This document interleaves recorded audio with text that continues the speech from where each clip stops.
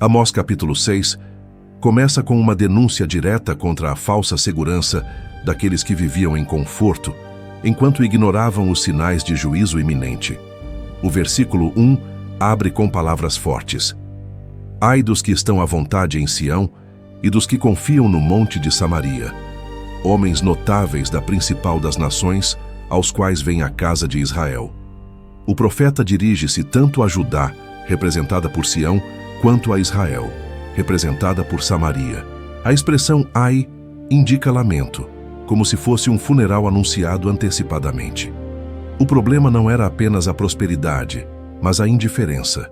Eles estavam à vontade, seguros em palácios, como se nada pudesse abalar sua paz. Era uma confiança enganosa, porque ignorava o fato de que o juízo de Deus estava às portas. O alvo principal da denúncia são os líderes, os homens notáveis da principal das nações. Aqueles que deveriam guiar o povo na justiça estavam, na verdade, vivendo em luxo e despreocupação. Eles se sentiam intocáveis, seguros em suas fortalezas políticas e militares. Mas Amós revela que essa segurança era ilusão. A confiança deles não estava no Senhor, mas em estruturas humanas, em alianças e em riquezas. Esse é um alerta para todos os tempos. Sempre que confiamos em nossa posição, em nossas posses ou em nossas instituições, esquecendo que somente Deus é refúgio verdadeiro, estamos em perigo. O ai de Amós ecoa como advertência. A falsa segurança é inimiga da fé. Nos versículos 2 e 3, o profeta provoca uma comparação. Passai a Calné e Vede, e dali ide a Ramate a grande, e descei a Gate dos filisteus. Porventura sois melhores que estes reinos? Ou é maior o seu termo do que o vosso termo? Vós que dilatais o dia mau e vos chegais ao assento da violência. Amós desafia o povo a olhar para outras cidades que, em sua época, haviam caído em ruínas ou estavam em decadência. Calné, Amate e Gate haviam sido grandes e poderosas, mas foram destruídas. A pergunta é retórica.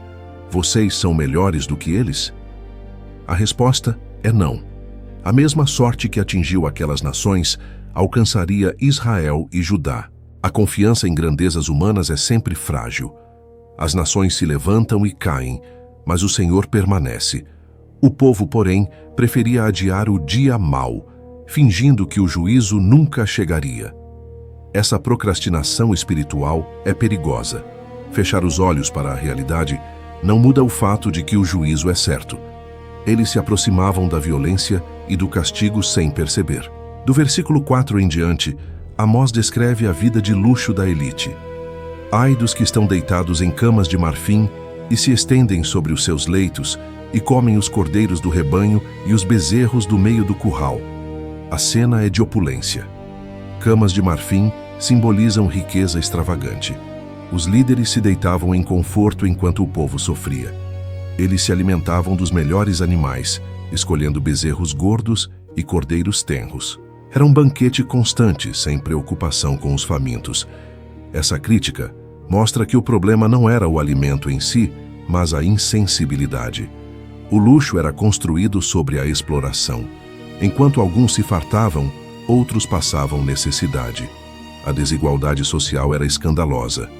O versículo 5 expõe ainda mais a frivolidade, que cantam ao som da lira e inventam, como Davi, instrumentos de música.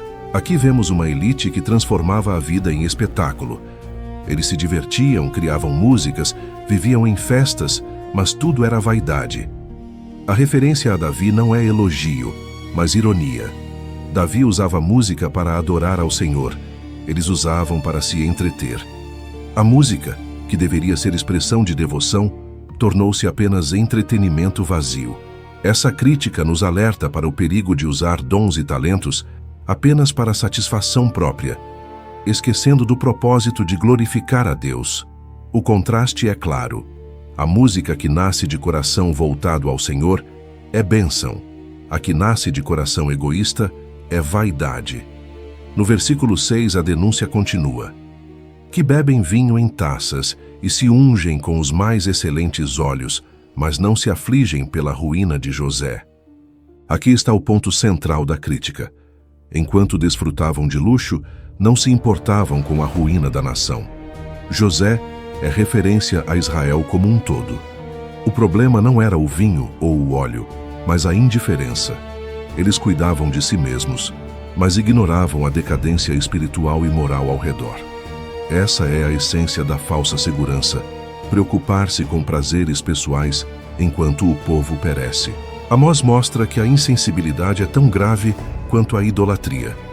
É pecado viver cercado de privilégios e não se importar com os necessitados e com a condição espiritual da comunidade. Esse trecho de Amós, capítulo 6, é profundamente atual. Vivemos em uma sociedade marcada pelo conforto, pelo consumo e pela indiferença. É fácil se anestesiar em prazeres e esquecer que há miséria, injustiça e sofrimento ao redor. É fácil buscar apenas o próprio bem-estar e ignorar que o mundo caminha para o juízo de Deus. A falsa segurança não está apenas em palácios de marfim, mas também em corações que confiam em riquezas, status, poder ou religiões de fachada. A mensagem de Amós nos convida a despertar. Não podemos viver como se estivéssemos em festa enquanto o mundo desmorona espiritualmente. Não podemos cantar apenas para nós mesmos enquanto o Senhor exige adoração sincera e vida de justiça.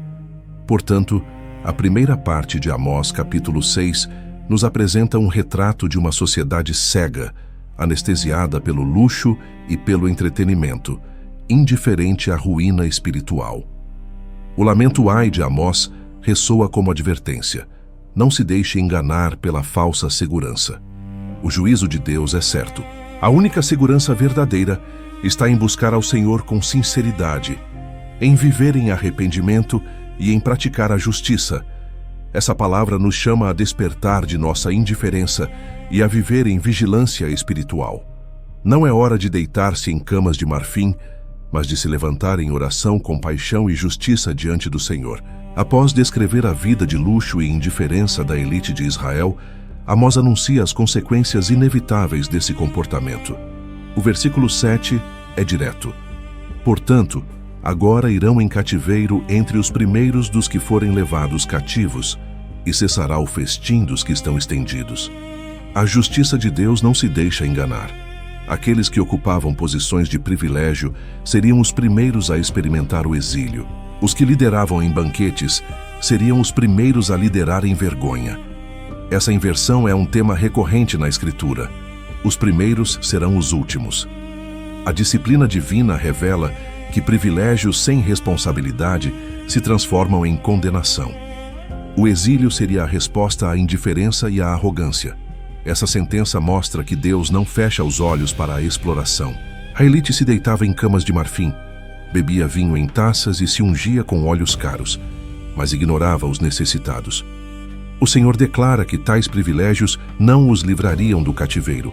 Pelo contrário, seriam os primeiros a marchar em humilhação para terras estrangeiras. Essa verdade nos lembra que não há segurança fora de Deus. Nem riquezas, nem status, nem poder político podem salvar quando o juízo divino se aproxima. O que parecia motivo de orgulho se torna causa de vergonha. O banquete termina em lágrimas e a música de festa dá lugar ao silêncio do exílio. O versículo 8 traz uma declaração solene.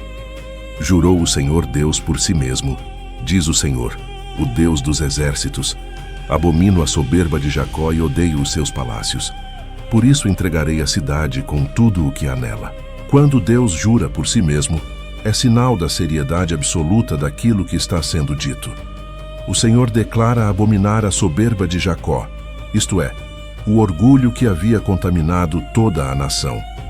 Os palácios, símbolos de poder e riqueza, eram odiados por ele porque representavam injustiça, exploração e idolatria.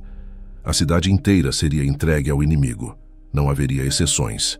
Não haveria escapatória. O juízo seria completo. Isso nos mostra que o orgulho é abominação diante de Deus. Quando o coração humano se exalta, quando a sociedade se torna arrogante, o Senhor se levanta em juízo. O versículo 9 apresenta uma cena dramática. E acontecerá que, se restarem 10 homens em uma casa, também morrerão. A destruição seria tão severa que nem mesmo os sobreviventes escapariam. A imagem é de uma casa aparentemente resistente, mas dentro dela, todos perecem. O juízo seria total, sem possibilidade de proteção por paredes ou fortalezas. O versículo 10 continua a cena. E se o tio de alguém, ou o que o queimar, o tomar para levar os ossos para fora da casa, e disser ao que estiver dentro da casa, há ainda alguém contigo? E este responder, não há ninguém. Então dirá, cala-te, porque não podemos fazer menção do nome do Senhor. O quadro é de silêncio diante da tragédia. Até o nome do Senhor seria evitado, tamanha a consciência de que era juízo divino. Esse silêncio expressa desespero, vergonha e impotência. A nação que antes se orgulhava em dizer, o Senhor é conosco, agora não ousava sequer pronunciar seu nome. Esse contraste é impressionante. O povo que usava o nome do Senhor para justificar sua falsa segurança seria reduzido ao silêncio pela disciplina. O juízo revelaria que a presença de Deus não pode ser usada como slogan vazio. Sua presença só se manifesta onde há arrependimento e fidelidade. Essa advertência vale também para nós. Não podemos usar o nome de Deus como amuleto, como se fosse garantia automática de proteção, enquanto vivemos em pecado. O Senhor não compactua com hipocrisia. O seu nome é santo e não deve ser invocado em vão. É melhor silenciar em reverência do que usar seu nome de maneira superficial. O versículo 11 mostra a ação direta do Senhor. Porque o Senhor ordenará, e a casa grande será despedaçada, e a casa pequena reduzida a pedaços. Aqui não é apenas o inimigo estrangeiro, mas o próprio Deus que age em juízo.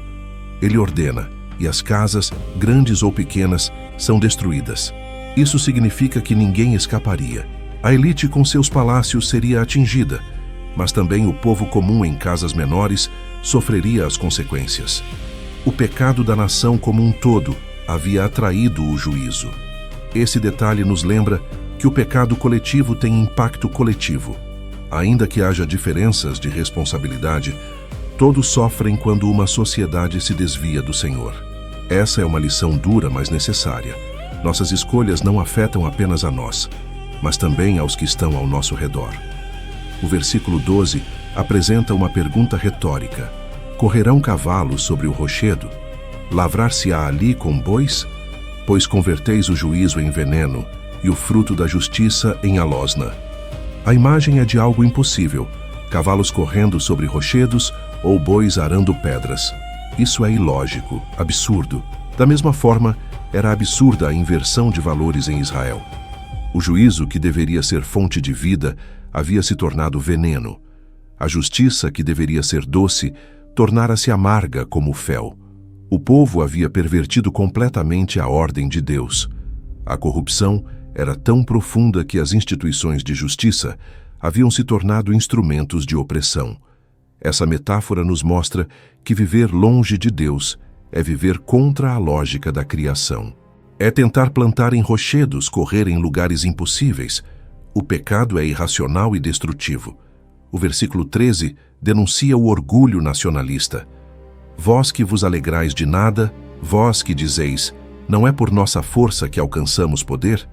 O povo se orgulhava de conquistas militares, de vitórias políticas, mas tudo isso era ilusão. Eles se alegravam de nada. Confiavam em si mesmos, atribuíam suas conquistas à própria força, mas o Senhor declara que tudo isso era vazio. Essa autossuficiência é condenada por Deus.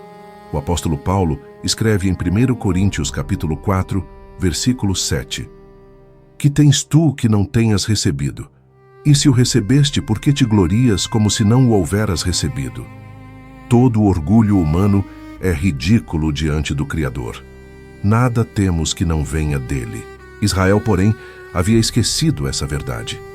O versículo 14 conclui com a sentença: Porque eis que levantarei sobre vós, ó casa de Israel, uma nação, diz o Senhor, o Deus dos exércitos, que vos oprimirá desde a entrada de Amate até ao ribeiro do deserto. Aqui o Senhor anuncia claramente o instrumento do juízo, uma nação estrangeira. identificada historicamente como a Assíria.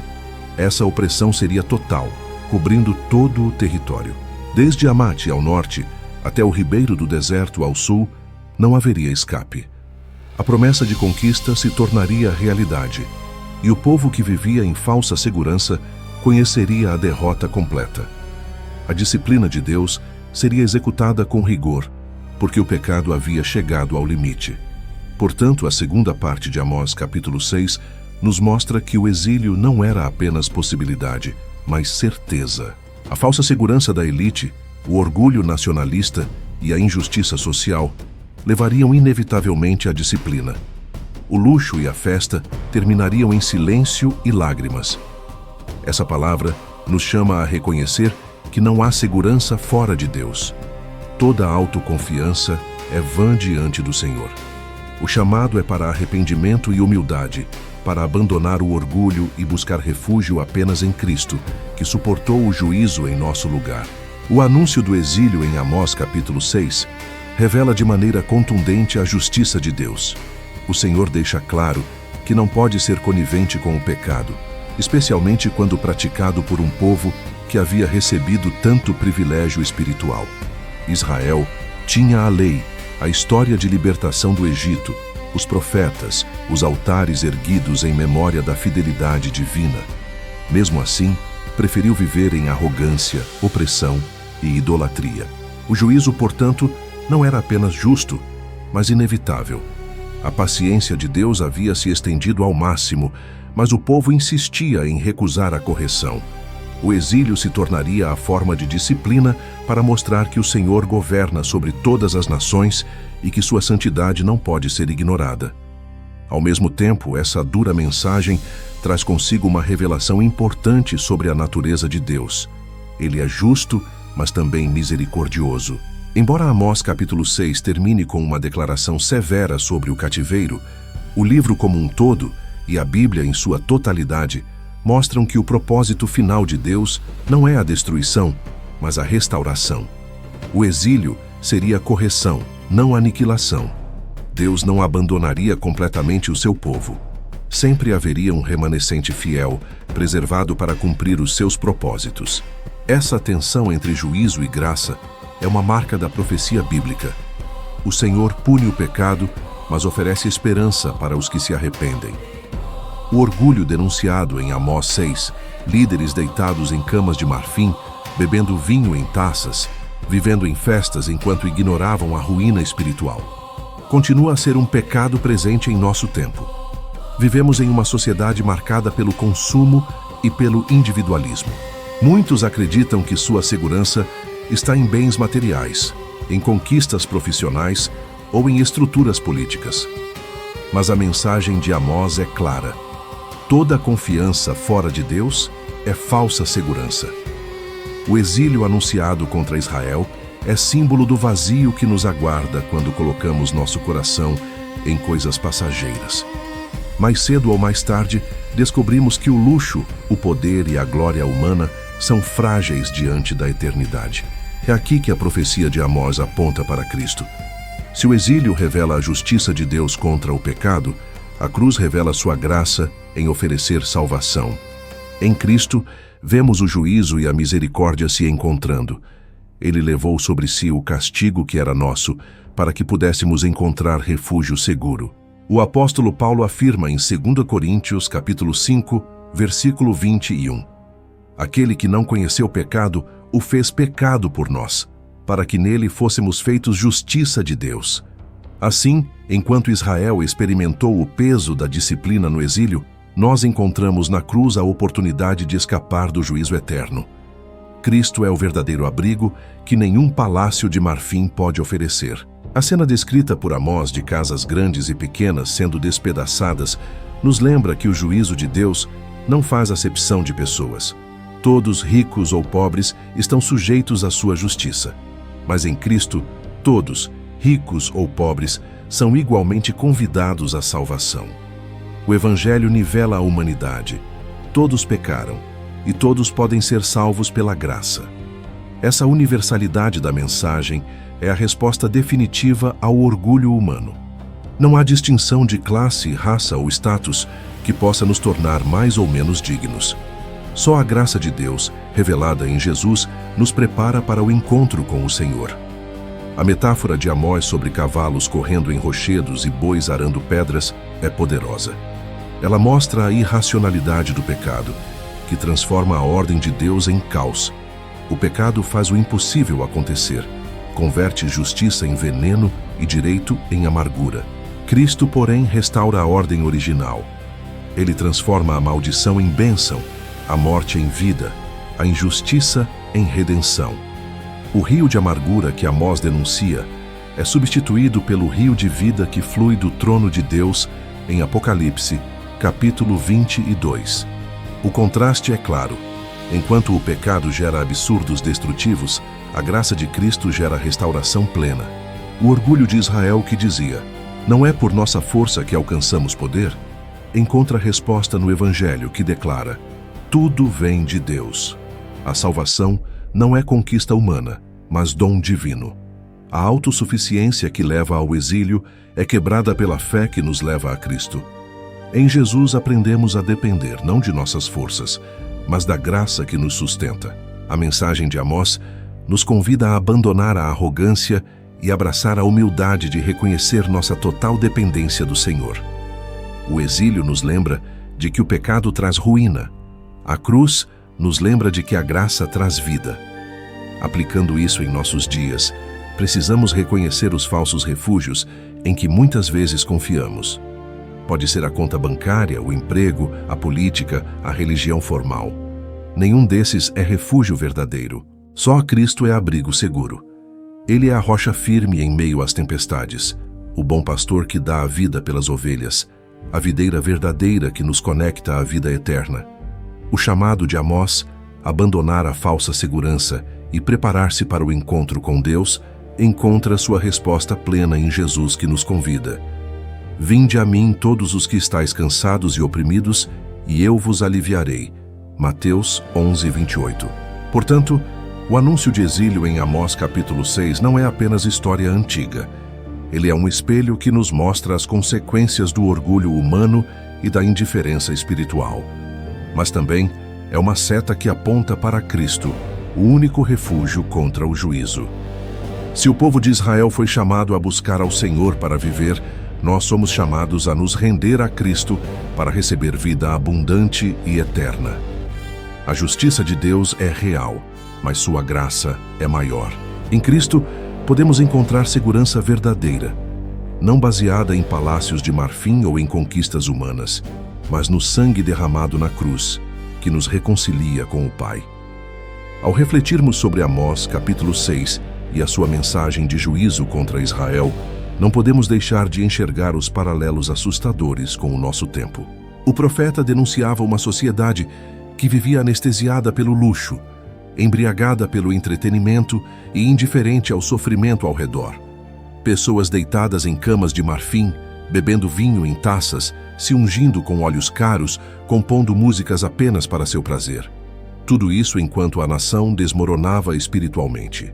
Troquemos os detalhes antigos por símbolos modernos e perceberemos que a denúncia continua atual. Vivemos em uma cultura que valoriza o conforto acima da compaixão, o consumo acima da solidariedade, o prazer acima da santidade. É como se Amós estivesse pregando diretamente em nossas praças, igrejas e cidades. A falsa segurança de Israel estava em seus palácios e fortalezas. A nossa falsa segurança está em tecnologias, economias estáveis, sistemas de saúde, seguros e contas bancárias. Nada disso é errado em si mesmo, mas se torna idolatria quando nos leva a pensar que não precisamos de Deus. Israel acreditava que estava protegido porque tinha fortalezas em Samaria e Jerusalém. Nós, muitas vezes, acreditamos que estamos seguros porque temos dinheiro, ciência ou governos que prometem estabilidade. Porém, a mensagem de Amós continua válida. Tudo isso pode ruir de um momento para o outro. Pandemias, crises econômicas, guerras e desastres naturais nos lembram da fragilidade das seguranças humanas. O chamado de Deus continua sendo: buscai-me e vivei. Outro ponto de conexão com a nossa realidade é a desigualdade social. Amós denunciava líderes que se fartavam de banquetes enquanto os pobres eram explorados. Hoje, o contraste entre luxo e miséria é evidente em qualquer cidade do mundo. Enquanto alguns acumulam fortunas incalculáveis, milhões vivem em fome e extrema pobreza. O profeta mostra que essa indiferença é pecado diante de Deus. Não é apenas questão social ou econômica, é questão espiritual. Ignorar o necessitado é insultar o Criador. Como disse o apóstolo João em 1 João capítulo 3, versículo 17. Quem, pois, tiver bens do mundo, e vendo o seu irmão necessitado, lhe cerrar as suas entranhas, como estará nele o amor de Deus? A fé verdadeira não pode coexistir com indiferença. Também precisamos considerar o entretenimento descrito em Amós 6. A elite israelita inventava músicas e instrumentos para se divertir, mas esquecia-se da ruína espiritual. Hoje vivemos em uma era em que o entretenimento domina.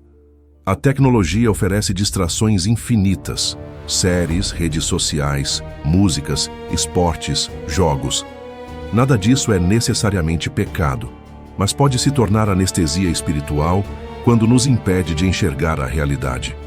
Quantos estão tão ocupados com diversão que não têm tempo para oração, leitura da palavra ou serviço ao próximo? A denúncia de Amós mostra que uma sociedade que transforma a vida em espetáculo, mas esquece de Deus, caminha para o juízo. O vinho em taças e os óleos caros, usados pela elite de Israel, simbolizam uma vida centrada em prazeres pessoais. Essa descrição lembra a cultura do consumo desenfreado que vivemos hoje. Produtos de luxo, marcas famosas, estilos de vida exibidos nas redes sociais são buscados como se fossem sinônimo de felicidade. Porém, o profeta mostra que tudo isso é vazio quando ignoramos a ruína espiritual ao redor. Não há problema em desfrutar de coisas boas, mas quando nossa vida gira em torno disso e perdemos a sensibilidade para com a obra de Deus e as necessidades do próximo, caímos na mesma indiferença de Israel. O pecado não está no objeto, mas no coração que coloca nele a sua confiança e dele faz o seu Deus. Outro aspecto importante é a arrogância nacional denunciada por Amós. O povo de Israel dizia: "Não é por nossa força que alcançamos poder", versículo 13. Esse orgulho se repete em sociedades modernas que confiam em seus exércitos, economias ou avanços tecnológicos como se fossem invencíveis. Essa confiança cega é sempre ilusória. A história mostra que impérios surgem e caem. Hoje mesmo as nações mais poderosas enfrentam crises internas e externas. A mensagem de Amós é clara: nenhuma força humana é suficiente para garantir segurança eterna. O único fundamento sólido é o Senhor. Amós também descreve a inversão de valores. O juízo foi transformado em veneno e a justiça em fel. Essa inversão também é visível hoje. A justiça, que deveria proteger os vulneráveis, muitas vezes é usada para beneficiar os poderosos. O direito, que deveria garantir equidade, é manipulado por interesses particulares. A amargura substitui a doçura e o veneno substitui a cura. Essa realidade mostra como nossa sociedade também perverteu o propósito de Deus para a justiça. O clamor do profeta continua atual. Precisamos de rios de justiça correndo continuamente em nossas cidades e comunidades. Diante disso, a mensagem de Amós, capítulo 6, é um chamado urgente à nossa geração. Não podemos repetir o erro de Israel, anestesiando-nos em festas enquanto o mundo clama por justiça e verdade. Não podemos confiar em seguranças passageiras enquanto ignoramos a eternidade. Não podemos nos encher de distrações enquanto o Senhor nos chama para arrependimento. A falsa segurança é traiçoeira. O luxo é passageiro. O entretenimento é vazio. Mas a palavra do Senhor permanece para sempre. O único abrigo verdadeiro está em Cristo. Ele é o refúgio seguro diante do juízo e a fonte de vida abundante. Portanto, a aplicação prática é clara. Precisamos despertar da indiferença. Precisamos viver uma fé que transborda em justiça e compaixão. Precisamos deixar de confiar em riquezas e símbolos e colocar nossa confiança total no Senhor. O chamado de Amós ecoa hoje como nunca. Ai dos que estão à vontade em Sião. Não é hora de dormir em camas de marfim, mas de levantar em oração, arrependimento e ação. Só assim estaremos preparados para o encontro inevitável com nosso Deus. Ao chegarmos ao fim do estudo de Amós, capítulo 6, encontramos uma mensagem de confronto direto e inevitável. O profeta não suaviza suas palavras, não mascara a gravidade da situação.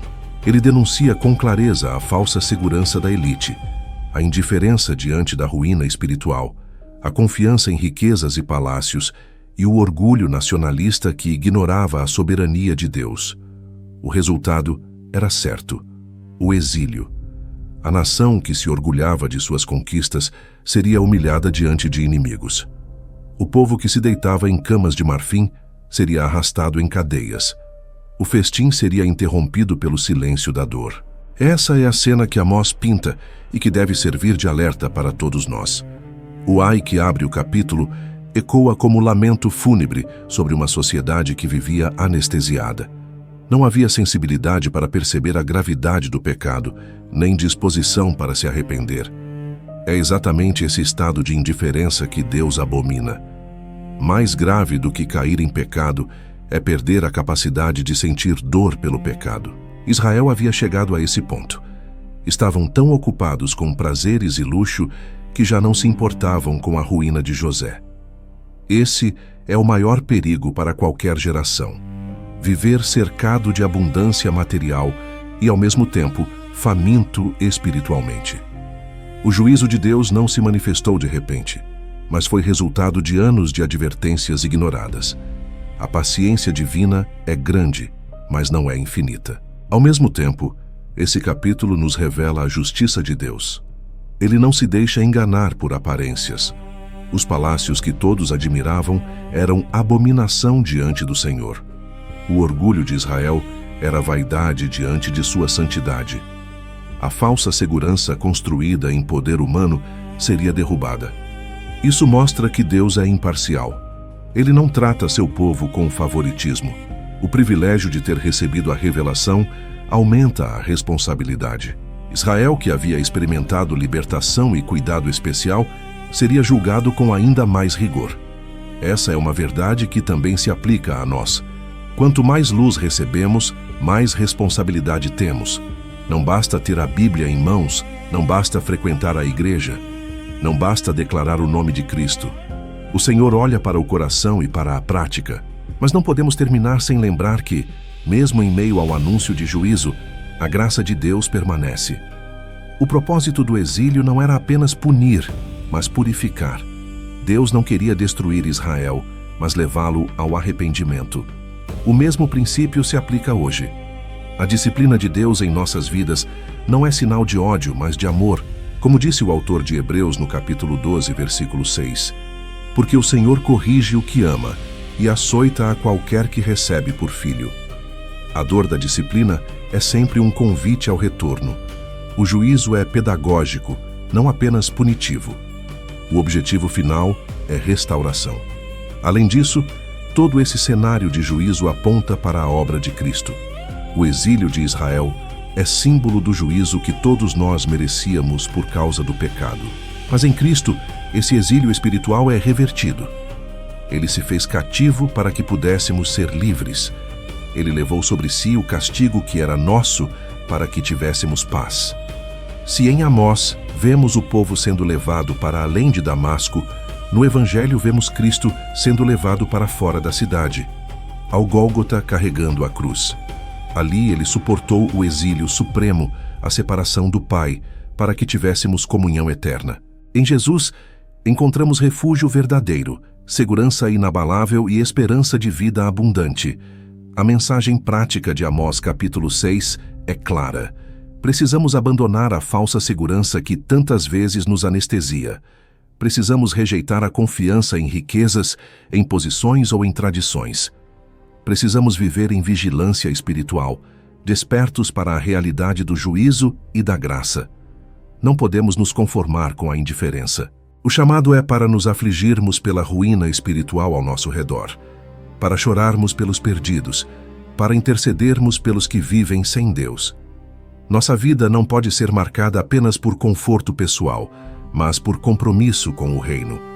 O luxo, o consumo e o entretenimento não podem nos cegar para a urgência da missão.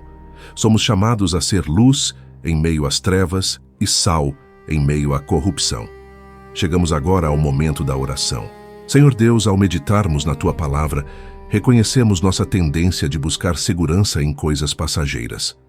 Muitas vezes confiamos em nossos bens, em nossa posição, em nossas próprias forças, e esquecemos que só Tu és refúgio verdadeiro. Perdoa-nos pela indiferença, por vezes em que vivemos cercados de conforto e nos esquecemos dos necessitados. Dá-nos sensibilidade para nos afligirmos pela ruína espiritual ao redor. Ajuda-nos a viver em vigilância, não anestesiados, mas despertos para a Tua vontade. Que possamos encontrar em Cristo a segurança eterna e viver para a glória do Teu nome. Em nome de Jesus, oramos. Amém. E deixo agora um apelo direto ao seu coração. A mensagem de Amós 6 não é apenas para Israel antigo, mas para nós hoje.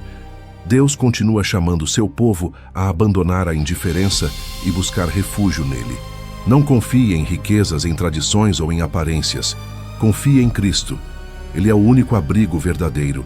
Se esta mensagem falou com você, tome hoje a decisão de se voltar ao Senhor. E mais, não guarde essa palavra só para si. Curta, compartilhe, divulgue. O seu gesto pode levar esperança a alguém que vive enganado pela falsa segurança deste mundo. Ajude a espalhar o Evangelho.